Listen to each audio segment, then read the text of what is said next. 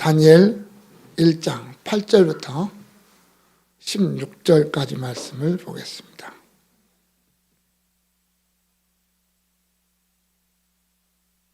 한 절씩 교독합니다. 다니엘은 뜻을 정하여 왕의 음식과 그가 마시는 포도주로 자기를 더럽히지 아니하리라 하고 자기를 더럽히지 아니하도록 환관장에게 구하니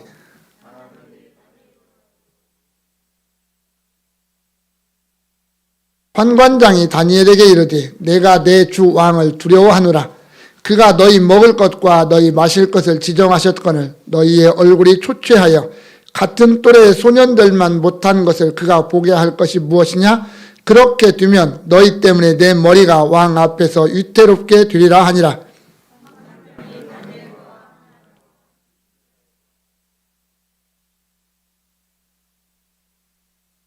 청하오니 당신의 종들을 열흘 동안 시험하여 채식을 주어 먹게 하고 물을 주어 마시게 한 후에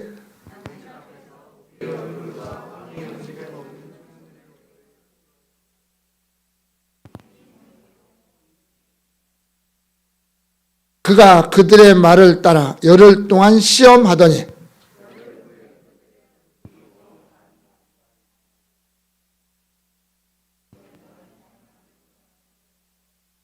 같이 읽습니다. 그리하여 감독하는 자가 그들에게 지정된 음식과 마실 포도주를 제하고 채식을 주니라. 아멘.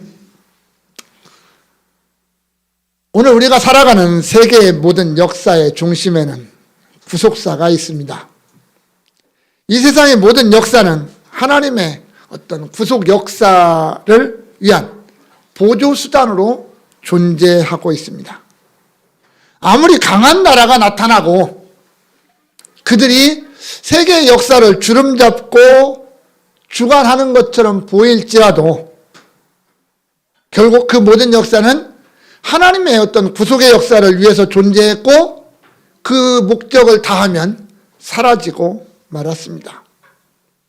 수많은 나라들이 생겨났고 강대국들이 생겼고 그들이 세계를 주름잡고 흔들었지만 다 사라졌습니다. 하지만 하나님의 구속사만큼은 중단되지 않았고 오늘도 계속되고 있습니다. 결국 오늘의 이 시대도 이 시대의 역사도 궁극적으로 하나님의 어떤 구속 역사를 위한 수단으로 도구로 존재하고 있습니다. 아무리 미국이 강하고 아무리 중국이 강하다 할지라도 그들은 결국은 하나님의 역사, 하나님이 자기 백성을 구원하시는 이 구속사를 위한 수단에 불과하지 그들의 역사가 주가 될 수는 없다는 겁니다. 결국 하나님의 역사가, 하나님의 구속 역사가 끝나는 날, 이 땅에 잃어버린 아브라함의 자손들이 다 구원받는 그날 일반 세계 역사도 끝나고 맙니다. 그런데 그 하나님의 구속사의 중심에 예수 그리스도가 있습니다. 일반 역사 우리가 잘 알죠.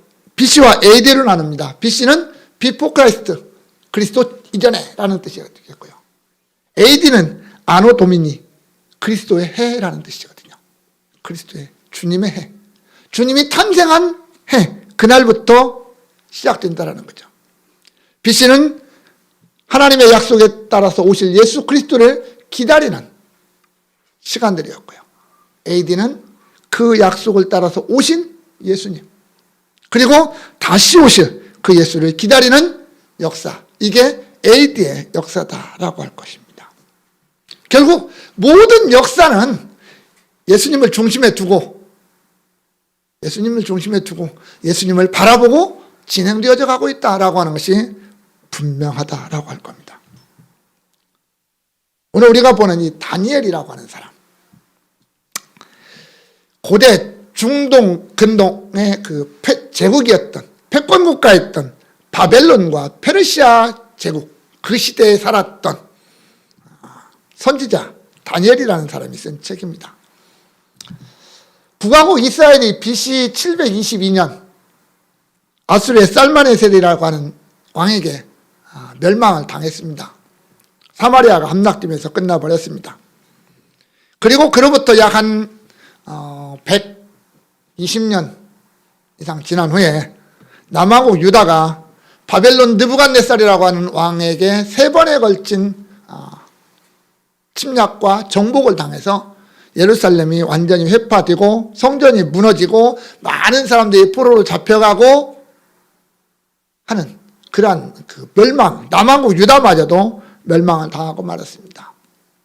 솔로몬이 지어놓았던 그 아름다운 성전이 돌 위에 돌 하나 남지 아니하고 완전히 다 무너졌습니다. 사람들은 이렇게 말했습니다. 하나님의 역사가 끝났다. 다윗 왕국의 역사가 끝났다. 다윗의 계보가 끝났다. 하나님의 구속 역사가 중단되었다. 이렇게 말할 정도로 완전히 무너졌습니다. 누가 보아도 그랬습니다. 그래서 사람들이 어떻게 예루살렘이 이렇게 무너질 수가 있을까? 어떻게 예루살렘 성전이 이렇게 파괴될 수가 있을까라고 놀랄 만큼 철저하게 무너졌습니다. 그런데 보통의 대부분의 사람들이 다 그렇게 보았는데 그 안에서 하나님의 역사는 중단되지 않냐고 계속 이어져 가고 있다는 거예요. 겉으로 드러나지 않고 아주 작은 것처럼 보이고 미미하게 보이지만 하나님의 역사는 오히려 더 생명력이 있고 더 강력하게 그 안에서 진행되어져 갔다라고 하는 겁니다. 그것을 분명하게 보여주는 책이 다니엘이라고 하는 책입니다. 하나님의 절대 주권과 하나님의 그 역사가 얼마나 강한가. 세상에 그 강하다라고 말하는 세상의 권력들이 얼마나 무상한가, 얼마나 힘이 없는가, 하나님 앞에서 얼마나 의미가 없는가라고 하는 것을 너무나도 자세하게 보여줍니다. 반대로 하나님의 역사, 하나님의 백성들, 정말 힘이 없고 아무것도 할 수 없는 것처럼 보이는 그 하나님의 백성들, 역사의 코너에 몰려서 이제 더 이상 어찌할 줄 모르고 힘없이 무너져 있는 그들이라 할지라도 하나님이 그들과 함께 하시고 하나님의 그들을 책임지시고 하나님의 그들을 들어서 역사의 주인공으로 삼으신다라고 하는 것을 보여줍니다. 오늘 우리가 이 세상에 살다 보면 참 약합니다. 힘이 없습니다. 세상 사람들이 우리 안 알아줍니다.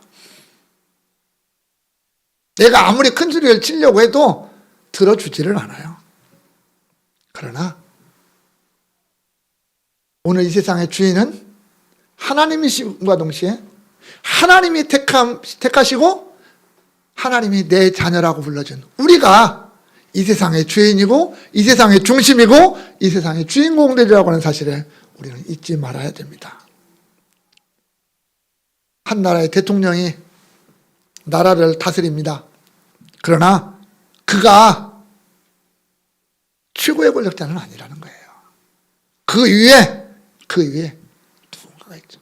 그는 주님의 입장에서 보면, 하나님의 입장에서 볼 때는 하나의 엑스트라일 뿐입니다. 주인공은 하나님 자신이거든요. 하나님 자신이 당신의 목적을 위해서 당신의 방향대로 모든 역사를 이루어 가신다라고 하는 겁니다. 오늘 우리는 그 역사의 주인이신 하나님을 만나보려고 합니다. 우리의 하나님, 내가 믿는 하나님, 그 하나님이 바로 역사의 주인이시라는 것을 고백하면서 나아가고, 그 하나님 붙잡고 더 나아가 그 하나님의 역사 앞에 나 자신을 온전히 맡기고 드릴 수 있는 자리까지 나아갈 수 있기를 원합니다. 하나님은 바로 이 시대에 나를 붙잡기를 원하세요. 나를 통해서 뭔가 일하시기를 원하신다는 거죠. 왜? 그를 통해서 하나님 자신이 얼마나 위대하신가, 하나님이 얼마나 크신 분인가를 다른 누가 아니라 바로 나를 통해서 드러내기를 원하시기 때문입니다. 비록 작고 연약하지만, 부족하지만 하나님이 붙잡으시면 그 무엇보다도 위대하고 그 무엇보다도 크게 사용하신다라고 하는 것을 우리가 볼 수 있기 때문입니다. 오늘 누가 더 큰가? 라고 하는 제목입니다. 1절과 2절에 보면 역사적 상황이 이제 등장을 합니다. 유다왕 여호야김이 다스린 지 3년이 되는 해에 바벨론 왕 느부갓네살이 예루살렘에 이르러 성을 에워쌌더니 주께서 유다 왕 여호야김과 하나님의 전 그릇 얼마를 그의 손에 넘기심에 그가 그것을 가지고 신할 땅 자기 신들의 신전에 가져다가 그 신들의 보물창고에 두었더라. 이렇게 기록하고 있습니다. 이게 다니엘서의 이제 어떤 그 역사적인 배경입니다. 본문에 등장하는 다니엘과 이제 그의 세 친구들이 우리가 등장을 하잖아요. 우리가 잘 아는 대로. 이들이 바벨론으로 잡혀온 것은 느부갓네살이 예루살렘을 첫 번째 공격했을 때 제1차 공격 때 이루어진 겁니다.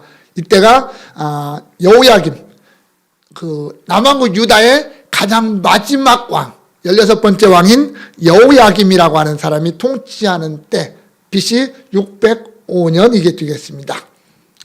이때 느부갓네살이라고 하는 그 바벨론의 왕이 갈그미스라고 하는 땅에서 애굽과 전쟁을 합니다.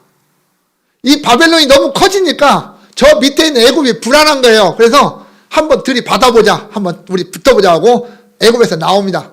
나와서 갈그미스라는 곳에서 애굽과 이 바벨론이 싸웁니다. 그런데 애굽이 져요. 애굽이 지고 애굽이 다시 홍해를 건너서 자기 땅으로 돌아가 버리고 다시는 못 나옵니다. 그런데 문제는 뭐냐면 그때까지 이 유다가 애굽 편이었었거든요. 그러니까 바벨론이 이 유다를 가만둬둘 수가 없는 겁니다. 그래서 예루살렘을 공격을 하게 되고 결국은 함락을 시키고 많은 귀족들을 이렇게 포로로 잡아가고 예루살렘 성전에 있는 그 문 기명들을 가지고 바벨론으로 가게 됩니다. 물론 그 이후에도 두 번에 걸친 더 공격이 이루어지고 결국 주전 586년, BC 586년에 예루살렘이 완전히 회파되는, 그래서 그 이후로 70년 동안 이제 버려진 땅으로 남게 되는 그런 결과를 맞이하게 됩니다. 첫 번째 그 공격 때 느부갓네살 왕에 의해서 끌려간 왕족이나 귀족들 가운데 다니엘과 세 친구 하나냐와 미사엘과 아사랴라고 하는 이 네 명의 친구가 있습니다. 그런데 바벨론 왕국이 좀 특이한 정책을 폈어요. 그게 뭐냐면 그 땅이 워낙 넓으니까 이건 왕이 혼자 다 다스릴 수가 없습니다. 그래서 펼친 정책 가운데 하나가 뭐냐면 포로지에서 잡아온 사람들 중에서 좀 뛰어난 사람들, 귀족들이나 왕족들이나 아니면 어떤 능력 있는 자들을 왕궁으로 불러들여요. 그래서 그들을 관리로 세웁니다. 관리로 세워요. 이유는 두 가지예요. 하나는 인재를 등용한다라고 하는 아주 명분 좋은 것이고요. 또 하나는 볼모예요. 왕족이나 귀족들, 그냥 쉽게 말하면 그 포로들 중에 지도자급에 있는 사람들을 왕궁에 딱 잡아놓으면 이들이 볼모가 되는 거잖아요. 그래서 함부로 반란을 일으키거나 어떤 저항하지 못하도록 하기 위해서 이제 그런 정책을 피웠습니다. 어찌됐든 왕궁에 들어가는 사람은 관직도 가지고 권력도 가지고 또 많은 특혜를 누리는 그러한 자리에 서게 된다라고 하는 거죠. 이런 정책에 따라서 네 사람이 오늘 등장을 하는데 그게 바로 다니엘과 그의 세 친구 하나냐와 미사엘과 아사랴라고 하는 세 명의 친구가 이제 왕궁으로 들어가게 됩니다. 왕의 어떤 명령에 따라서 들어갑니다. 이들이 이제 황실의 보호를 받으면서 교육을 받습니다. 왜? 그 나라의 어떤 법도 배워야 되고 문화도 배워야 되고 언어도 배워야 되고 이제 바벨론에서 어떤 정치를 할 수 있는 힘을 길러야 되니까 교육을 받게 됩니다. 그런데 그 교육이라는 게 한마디로 얘기하면 이런 거예요. 바벨론화예요.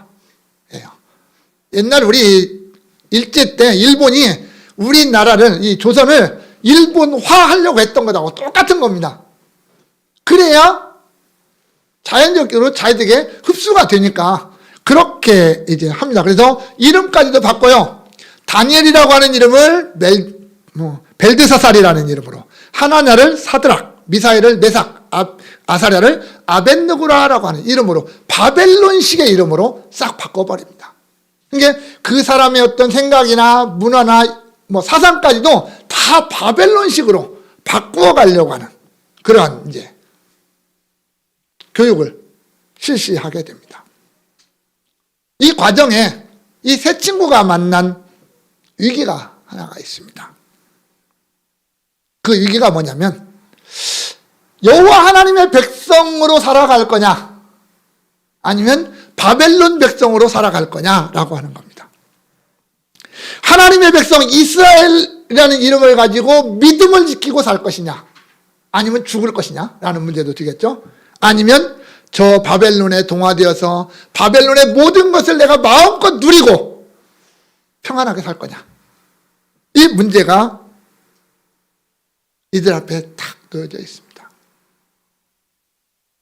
내가 믿음을 지키고 내가 하나님의 백성으로 살려고 하면 엄청난 위험을 감수해야 됩니다. 바벨론의 정책의 정면으로 대항하는 것이기 때문에 그렇습니다. 그리고 그것은 반역이 될 수도 있고요. 그렇다면 죽음에 몰릴 수도 있습니다.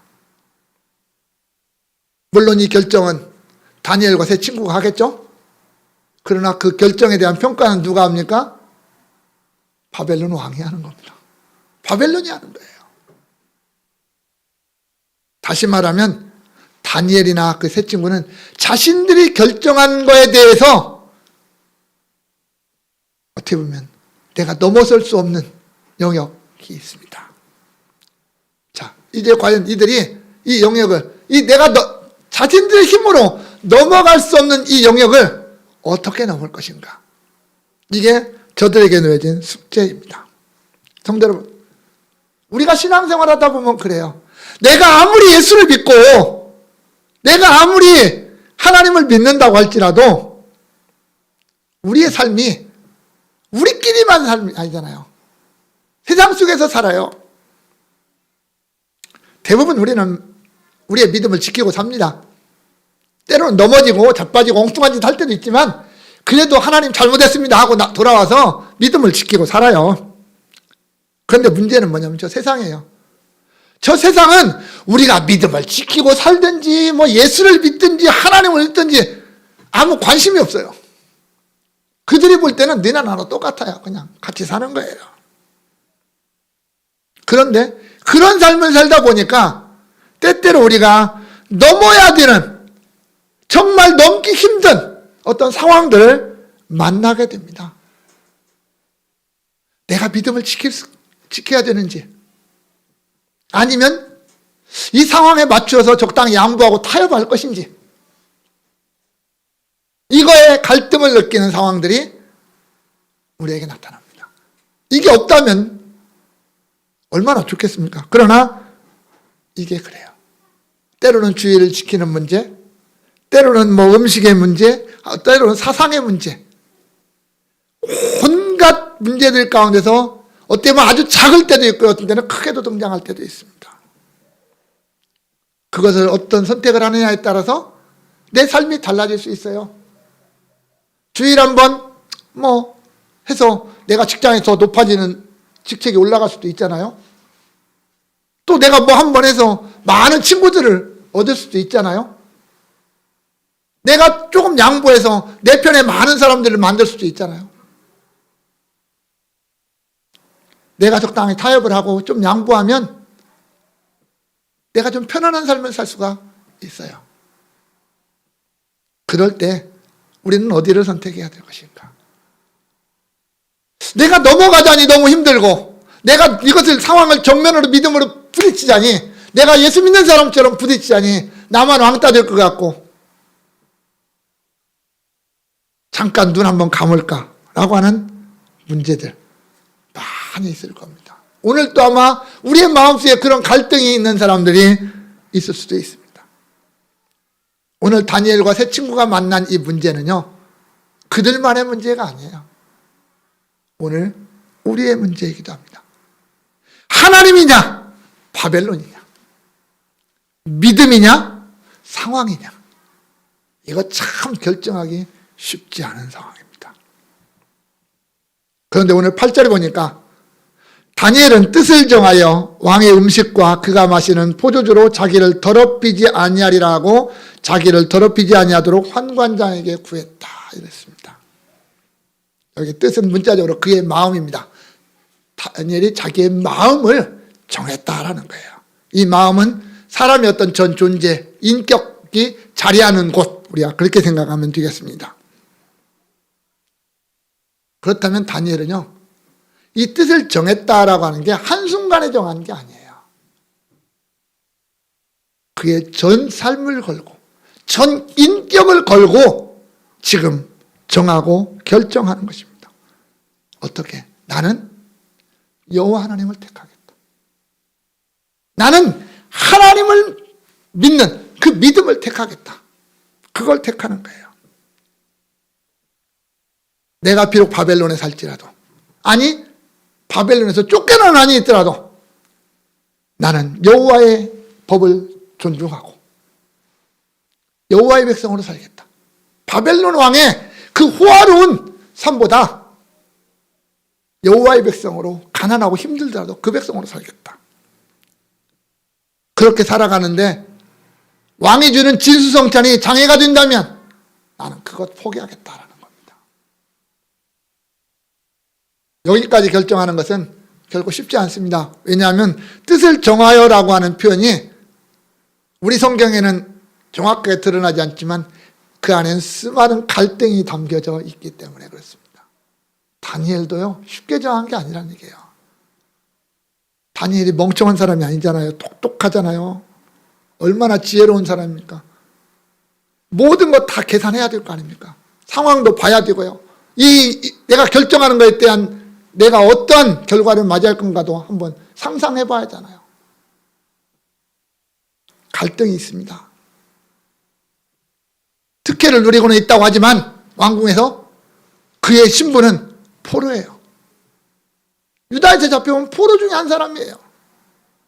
따라서 바벨론의 법을 지켜야 돼요. 따라야 돼요. 아무리 높은 관직을 받았다 할지라도 그는 유다 출신일 수밖에 없어요. 바벨론 출신이 아니잖아요. 특히 바벨론 왕궁에서 교육을 받는 자예요. 아직 자기가 잡힌 사람이 아니잖아요. 왕의 입장에서 볼 때 해도 아무 의미 없는 그런 사람 가운데 하나예요. 그런데 그가 그 거대한 바벨론 앞에서 자신의 신앙을 지키기 위해서 결정을 합니다. 왕의 음식과 그가 마시는 포도주, 단순히 음식 중에 하나가 아닙니다. 왕 앞에 차려놓은 그 식탁에 같이 앉아서 먹는다. 그건 아닐 겁니다, 아마. 그러나 왕의 음식, 그리고 그가 마시는 포도주, 이렇게 말한다면 우리는 다른 거 다 빼고 딱 한 가지만 생각할 수 있습니다. 최고의 음식. 가장 좋은 음식이에요, 이게. 그 나라에서. 옛날 우리나라 왕들이 먹던 음식을 한번 생각해 보십시오. 수락관에서 만드는 그 음식이 얼마나 좋은 음식이었는지. 그런데 왕이 그 음식을 포로로 잡혀온 자들에게 주어요. 포로로 잡혀온 자에게 줬어요. 그러면 받는 자의 입장에서 보면 이건 엄청난 겁니다. 왕이 자신들에게 베풀어주는 호의 중에도 최고라고 말할 수 있죠. 왕이 먹는 것과 똑같이 먹고 산다는 게 이게 쉬운 일이 아니잖아요. 그러나 또 하나의 문제는 그게 명령으로 주어졌다는 거예요. 그 이야기는 뭐냐면 안 먹으면 안 된다는 겁니다. 왕의 명령이에요. 우리가 잘 알다시피 이 시대에, 우리 성경의 시대에 왕의 명령은 법보다도 앞서갈 수 있습니다. 그렇잖아요. 그러니까 왕의 명령을 거역한다는 것은 상상을 할 수가 없는 그런 상황입니다. 그리고 거역한다면 결과적으로 그는 모든 걸 다 잃을 수밖에 없는, 그런 상황이에요. 다니엘이 모르지 않잖아요. 알아요. 다 알면서도 불구하고 왕의 명령을 거역합니다. 왜 그랬을까요? 이유를 오늘 본문에 이렇게 말해요. 자신을 더럽힌다라고 생각했기 때문이에요. 그 음식이 나를 더럽힌다. 왜냐하면 그 말씀 때문에 그러거든요. 율법에 그렇게 기록이 돼요. 왜 그러냐면 당시에 바벨론 왕국에서 먹는 이 왕들이 먹는 이 음식이 대부분 그 바벨론의 신들에게 제사한 다음에 나오는 음식들이 대부분이었거든요. 그래서 그걸 먹으면 우상에게 제사하는, 간접적으로 제사하는 꼴이 된다라고 생각을 했기 때문이고, 율법에서 이것은 강력하게 금지하는 규정 가운데 하나입니다. 결국 다니엘은 뭐냐면 내 신앙의 어떤 양심, 내가 여호와를 향한 이 신앙적 양심, 이걸 지키기 위해서 왕의 명령을 거역했다라는 거예요. 그렇다면 우리는 이렇게 말할 수 있습니다. 다니엘이 그것을 거역한 건 그의 믿음 때문이에요. 믿음. 여호와 하나님을 향한 믿음 때문에 세속적인 것을 거부하는 다니엘의 모습입니다. 그 믿음이 바벨론에서 누리는 부귀나 영화보다도 더 위대하다라고, 더 소중하다라고 다니엘은 믿었던 거예요. 이로 말미암아 이름까지 바꿔서 완전한 바벨론화 하려고 했던 바벨론의 정책이 어떻게 보면 다니엘 앞에서 물거품돼 버리는 그런 상황을 우리가 보게 됩니다. 성도 여러분, 오늘 우리는 어떠합니까? 내 앞에 닥치는 신앙의 어떤 생활 속에서 만나는 여러 가지 문제들 앞에서 내가 어떻게 선택을 합니까? 때때로 사탄은 우리에게 아주 큰 것을 가지고 시험할 때도 있지만 아주 작은 것을 가지고 시험할 때가 훨씬 많습니다. 이를 떠보는 거죠. 그리고 우리는 어떤 때는 심각하게 생각하지 않고 쉽게 결정하고 간단하게 넘어갈 때가 많습니다. 내가 누구인지, 내 존재가 무엇인지, 내가 지금 누구를 위해서 살아가고 있는지, 무엇을 위해서 살아가고 있는지 좀 생각을 하고 결정을 해야 되는데 그러지 못하고 그냥 내가 이 상황을 어떻게 넘어갈까, 내가 여기서 어떻게 처신하는 것이 나에게 유익할까라고 생각하면서 결정할 때가 많아요. 일명 썩은 동아줄 잡을 때가 많다는 얘기입니다.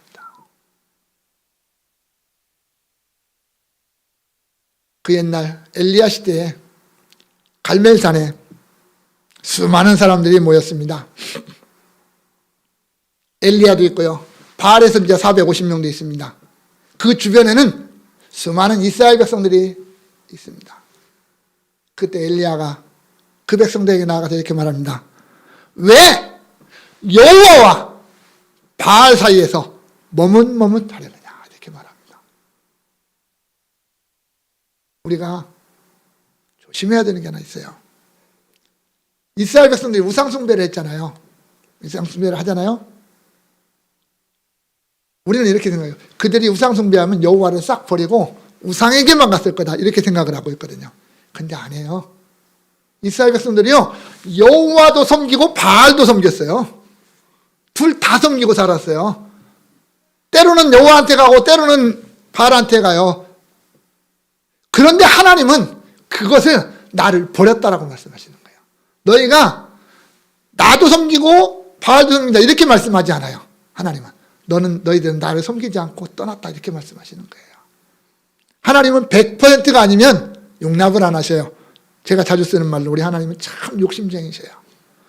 그래서 단 0.001%도 양보를 안 하셔요. 이게 완전히 내가 아니면 완전히 내가 아니다, 이렇게 극단적으로 말씀하시는 거예요. 흰색과 백색이에요. 가운데 흰색은 없어요, 우리 하나님 앞에. 오늘 우리가 다니엘 같은 이런 문제 갖고 우리가 시험을 당하지는 않습니다. 먹는 것 갖고 우리가 죄 짓는다라고 말할 수 없습니다. 왜냐하면 음식과 관련된 율법들은 이미 다 끝났기 때문입니다. 사도행전 9장에서 하나님이 베드로에게 보여준 환상 아시죠? 온갖 부정한 짐승들을 보면서 잡아먹으라고 하실 때 말씀하셨던 거. 내가 깨끗하게 한 것을 네가 더럽다고 하지 말라 라고 하면서 음식에 관련된 모든 규정이 끝났음을 말씀하셨어요. 예수님도 그러죠.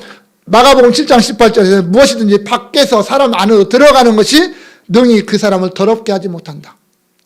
입으로 먹는 것이 사람을 더럽게 하지 못한다. 그래서 또한 사도 바울도 음식이 우리의 신앙 양심을 속박하지 못한다라고 고린도전서에서 그렇게 말씀하면서 모든 것을 감사함으로 먹으면 된다. 그것이 뭐냐가 중요해. 내가 하나님을 향한 감사함이 있느냐 없느냐, 이게 중요하다. 하나님을 향한 마음이 있느냐 없느냐, 이게 중요하다라고 그렇게 말했잖아요. 결국 우리가 만나는 모든 문제에 있어서 결정하는 중심에는 예수가 있어야 된다는 거예요. 하나님이 있어야 된다는 거예요.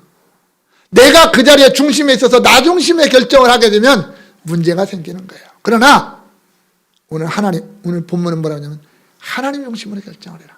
네가 정말 예수 믿는 사람이면 먼저 예수님을 생각하고 먼저 예수님의 말씀을 생각하고 내 믿음을 한번 생각해 보라는 거예요. 내가 믿음을 가지고 이걸 어떻게 선택할 것인가 라는 것을 먼저 한번 생각을 하자라는 거예요. 그리고 성령의 인도하심 앞에 성령이 나에게 지혜를 주시고 성령이 나에게 깨달음을 달라고 먼저 그분 앞에 나를 자신을 맡기고 심사숙고한 다음에 결정하자라는 거예요.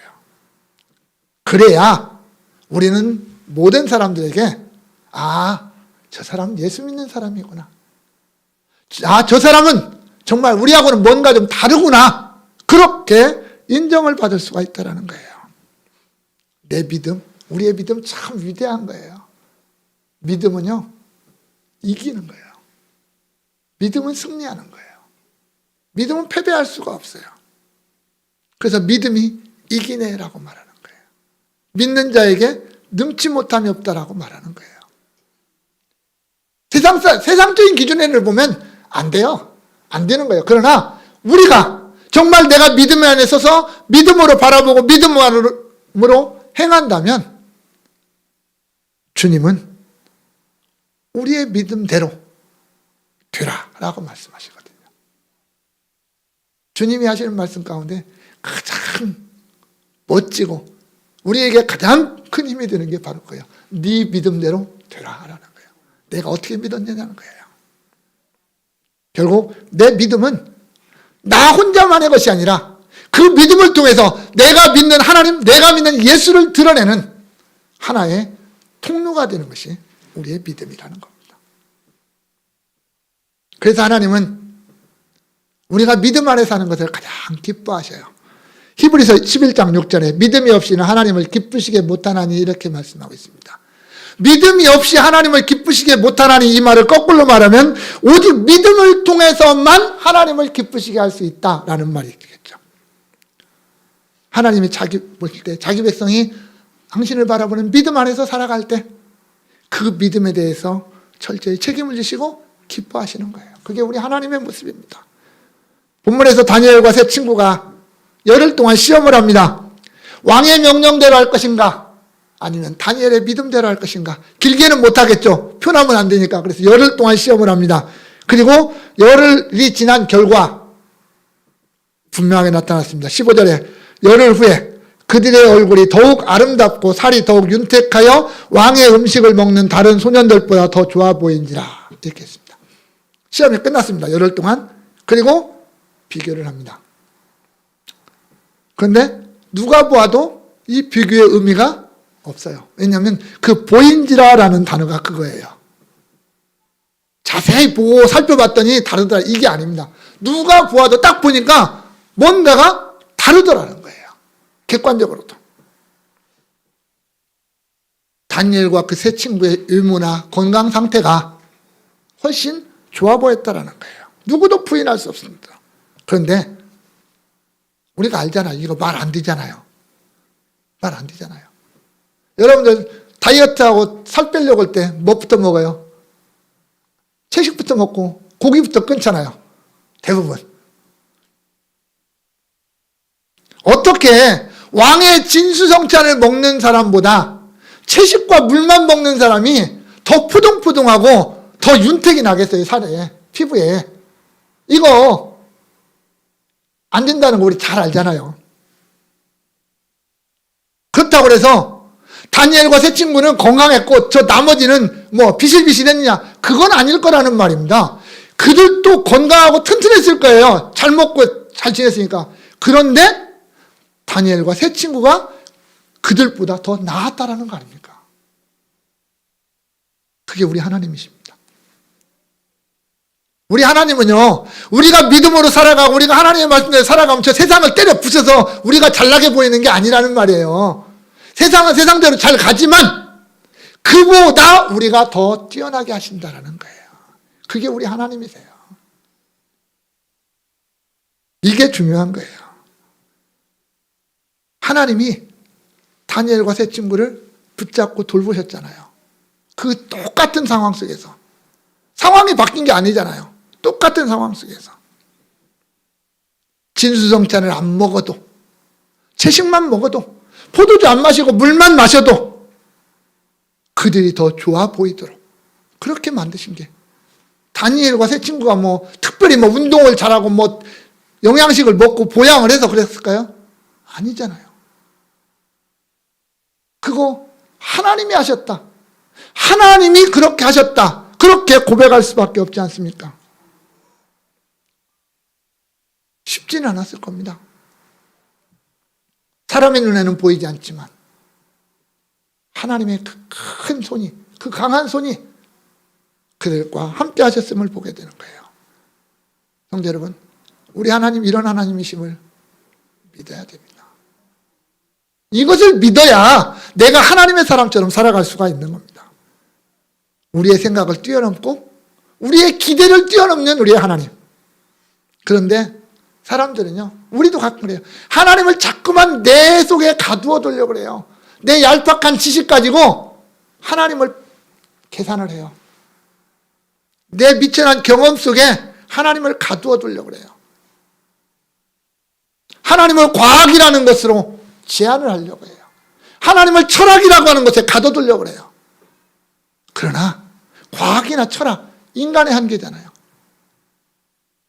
내가 하나님을 내 철학이나 내 세상, 내 생각 속에 가두어 놓고 하나님이 그 안에 있다라고 한다면 내가 하나님 왜 믿어요? 내가 나를 믿고 말지. 하나님이 사람들의 생각 속에 가두어지고 사람의 상상이나 지식 속에 가두어진다면 그 하나님을 우리가 왜 믿어요? 믿을 이유가 없잖아요. 그게 가장 미련한 거 아닐까요? 가장 우스운 일 아닐까요? 우리가 하나님을 믿는다라고 말할 때는 그런 겁니다. 내 생각을 뛰어넘는 하나님. 내가 상상할 수 있는 모든 것보다 더하실 수 있는 하나님. 내가 상상조차 할 수 없는 모든 일보다 더 뛰어나신 하나님. 그게 우리 하나님이세요.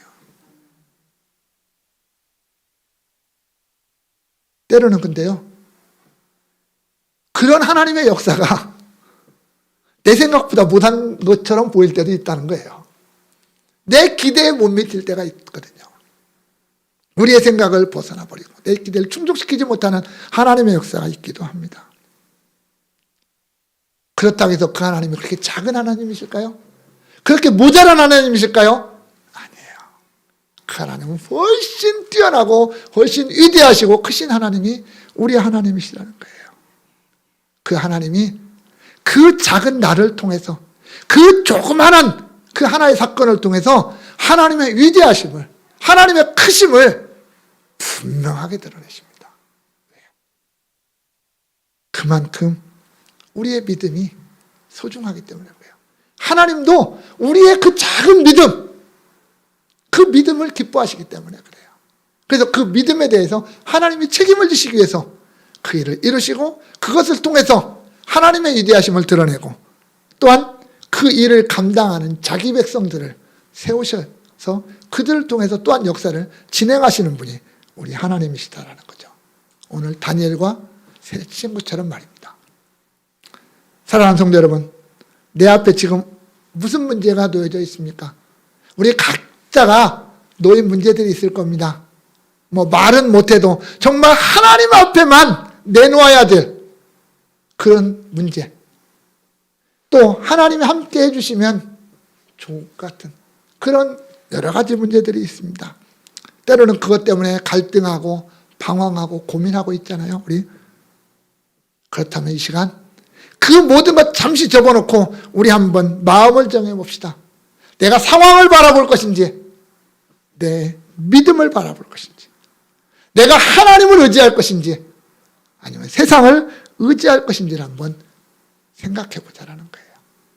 그리고 내가 누군가, 내가 하나님의 백성이 되기 위해서 어떠한 역사가 펼쳐졌는지를 한번 생각을 해봅시다. 이 세상에 그 어떠한 것도 우리 하나님보다 크지 않다. 그 어떠한 상황도 하나님보다 크지 않다. 세상의 힘이 강력한 것 같고 나는 약한 것 같지만 나하고 함께 하시는 나의 하나님, 내가 믿는 나의 하나님은 그 무엇보다도 크고 위대하시다라고 하는 것을 믿고 그분 앞에 나 자신을 내려놓을 수 있기를 바랍니다. 그 하나님이 나를 붙잡고 가장 좋은 길로, 가장 멋진 길로 인도하실 것입니다. 원하기는 우리 모두가 정말 하나님이냐 바벨론이냐, 믿음이냐 상황이냐라고 하는 이 선택의 질문 앞에 우리는 예수를 선택하고 믿음을 선택함으로 말미암아 내가 하나님의 사람이라고 하는 것, 내가 그리스도인이라고 하는 것을 당당하게 드러낼 수 있기를 소망합니다. 그리고 그러한 내 삶을 통해서 많은 사람들에게 역시 하나님의 사람은 다르다, 역시 예수 믿는 사람은 다르다라고 하는 칭찬을 들을 수 있는, 그리고 인정을 들을 수 있는, 그로 말미암아 우리 하나님이 기뻐하시는 그런 아름다운 삶을 살아가는 풍성한 은혜가 저와 여러분에게 있기를 주님의 이름으로 축원합니다. 우리 다 같이 한번 기도하겠습니다. 하나님, 내가 지금 이러한 문제를 가지고 있습니다. 하나님, 이 문제 앞에 내 믿음을 지키게 해달라고, 그리고 믿음으로 결정하게 해달라고, 그리고 나아가 믿음으로 살아갈 수 있게 해달라고, 그 크신 하나님만 붙들고 살아갈 수 있게 해달라고 다 같이 동성으로 기도하겠습니다. 자비하신 아버지 하나님 은혜옵니다. 아멘.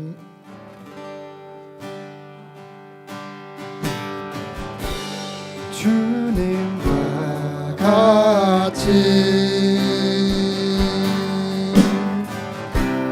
내 마음 만지는 분은 없네. 오랜 세월 찾아 난 알았네.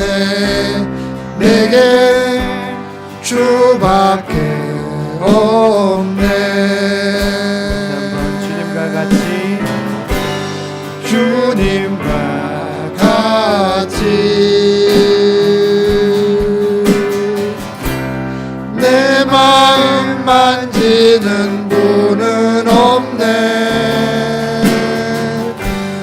오랜 세월 찾아 난 알았네.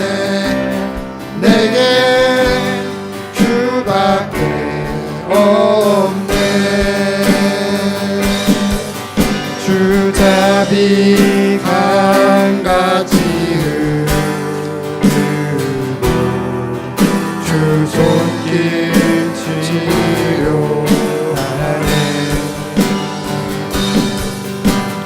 고통받는 자녀 부르시니 주밖에 없네. 주님과 같이 내 마음 만지는 분은 없네. 오랜 세월 찾아